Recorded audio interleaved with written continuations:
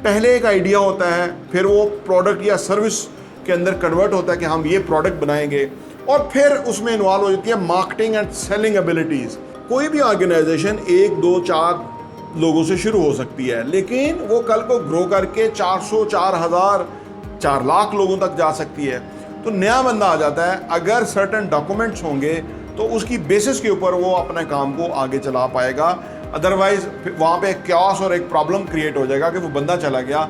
इसीलिए छोटा बिजनेस बड़ा बिजनेस नहीं बनता, क्योंकि वो सेट अप्रोच के तहत बंदों के ऊपर ही मुनहसर करता है। वो बंदे चले गए तो बिजनेस बंद हो गया। तो जितनी इन डेप्थ, जितनी डिटेल चीज़ें होंगी, उतनी कंपनी के चांसेस हैं वो कंपनी ग्रो करेगी।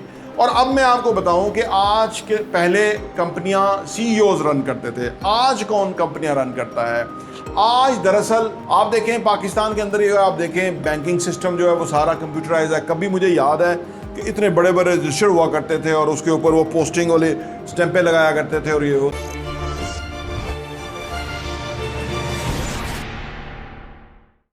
बिस्मिल्लाहिर्रहमानिर्रहीम, अस्सलाम वालेकुम रहमतुल्लाहि व बरकातुहू। मेरा नाम अहमद अकील है, आप देख रहे हैं प्रॉपर्टी विजन टीवी।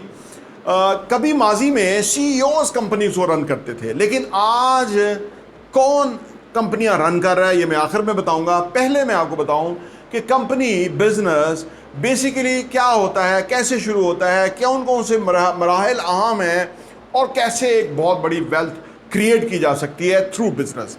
और वो लोग कि जो बिजनेस की इंटरेस्ट रखते हैं, क्योंकि मेरा पैशन है बिजनेस और मैं लोगों को इनकरेज करता हूँ, मैं लोगों को वेलकम करता हूँ, और मैं समझता हूँ कि पाकिस्तान के अंदर सारे मसाइल का हल है कि पाकिस्तानी बिजनेसमैन हो, जॉब ओरिएंटेड ना हो, ताकि उनकी सोच बड़ी हो, नए नए स्टार्टअप्स खुले। दुनिया इसी फार्मूले के ऊपर कहाँ से कहाँ जा रही है। एक इंडिया की कंपनी हमारी टोटल जीडीपी के बराबर है। टाटा जो कंपनी है वो पाकिस्तान का जो 360 बिलियन डॉलर्स का जो जीडीपी है उसके इक्वलेंट उसका जीडीपी है, आप समझ लो। तो पाकिस्तान एक कंपनी से हार गया इंडिया की। मुझे ये बहुत बुरा लगता है। मुझे उनको अप्रिशिएट भी करने को दिल करता है, रतन टाटा और वो जो फैमिली ने बिजनेस रन किया, लेकिन मेरा दिल करता है कि पाकिस्तान में भी इस तरह बड़े बड़े बिजनेस रन हो। बिजनेस होता क्या है?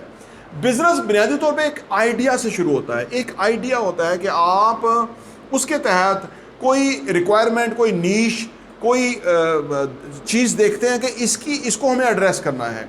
लोगों की नीड है, रिक्वायरमेंट है, डिमांड है, लोगों के लिए फैसिलिटी क्रिएट करनी है। एक आइडिया, पहले एक आइडिया होता है, फिर वो प्रोडक्ट या सर्विस के अंदर कन्वर्ट होता है कि हम ये प्रोडक्ट बनाएंगे, और फिर उसमें इन्वॉल्व हो जाती है मार्केटिंग एंड सेलिंग एबिलिटीज़, या ये डिपार्टमेंट इन्वॉल्व हो जाता है।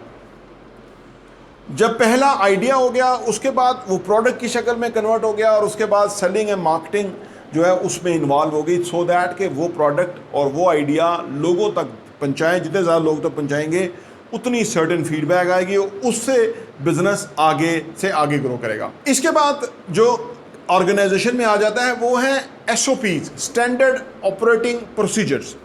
कोई भी ऑर्गेनाइजेशन 1, 2, 4 लोगों से शुरू हो सकती है, लेकिन वो कल को ग्रो करके 400, 4000, 4 लाख लोगों तक जा सकती है। तो अगर SOPs डिज़ाइन और डिफ़ाइन होंगे ना, हायरार्की ऑफ ऑर्गेनाइजेशन जो है वो क्लियर होगा, हर जो पोजीशन है उसकी जो वर्किंग एरियाज़ हैं वो डिफ़ाइन होंगे, तो ये तमाम अगर स्टैंडर्ड ऑपरेटिंग प्रोसीजर डिज़ाइन हो जाएंगे, वो इम्प्लीमेंट हो जाएंगे, तो कंपनी की एक बेस होगी कि जिसके ऊपर वो कंपनी कल को बड़ा ग्रो कर सकती है। और इसके बाद आ जाती है डॉक्यूमेंटेशन की रिक्वायरमेंट। डॉक्यूमेंटेशन भी उसी तरह की चीज़ है कि किसी सीट पे अगर एक बंदा काम कर रहा है और वो किसी वजह से वो वहाँ नहीं रहता, तो नया बंदा आ जाता है। अगर सर्टेन डॉक्यूमेंट्स होंगे तो उसकी बेसिस के ऊपर वो अपने काम को आगे चला पाएगा। अदरवाइज वहाँ पे एक क्यास और एक प्रॉब्लम क्रिएट हो जाएगा कि वो बंदा चला गया। इसीलिए छोटा बिजनेस बड़ा बिजनेस नहीं बनता, क्योंकि वो सेट अप्रोच के तहत बंदों के ऊपर ही मुनहसर करता है। वो बंदे चले गए तो बिज़नेस बंद हो गया। तो जब बड़ा बिज़नेस शुरू करेंगे तो फिर आपको डॉक्यूमेंटेशन करनी होगी, हर चीज़ डॉक्यूमेंट होंगी, बायलॉज होंगे, कवानीन होंगे, सो दैट के हर स्टेप के बाद दूसरा जो एक्शन है वो क्या होगा। तो जितनी इन डेप्थ, जितनी डिटेल चीज़ें होंगी, उतनी कंपनी के चांसेस हैं वो कंपनी ग्रो करेगी। और अब मैं आपको बताऊं कि आज के पहले कंपनियां सीईओज रन करते थे, आज कौन कंपनियां रन करता है। आज दरअसल जो कंपनियां रन करते हैं वो मशीन्स करती हैं और सिस्टम्स करते हैं। सीईओज की जो पोजीशन है वो अपनी जगह है, लेकिन ज़्यादा इंपॉर्टेंट पोजीशन मशीन्स की और इक्विपमेंट की है और सिस्टम्स की है। आप देखें पाकिस्तान के अंदर ही आप देखें बैंकिंग सिस्टम जो है वो सारा कंप्यूटराइज है। कभी मुझे याद है कि इतने बड़े बड़े रजिस्टर हुआ करते थे और उसके ऊपर वो पोस्टिंग वाले स्टैंपें लगाया करते थे और ये वो, तो आज सारा सिस्टम ओरिएंटेड हो गया है। हॉस्पिटल्स के बड़े हॉस्पिटल में चले जाएं, तमाम सिस्टम ओरिएंटेड है, आपका पूरा डिटेल वो अवेलेबल है। अपना नाडरा जो है वो सारा जो है ना आप देखें, तो ये बिज़नेस भी होने की ज़रूरत है। बिज़नेस में अगर आप जो पैसा अपने सिस्टम्स पे, अपने इक्विपमेंट्स पे और के ऊपर लगा देंगे ना, वो बहुत बड़ी इन्वेस्टमेंट होगी और असल में वो बेस होगी।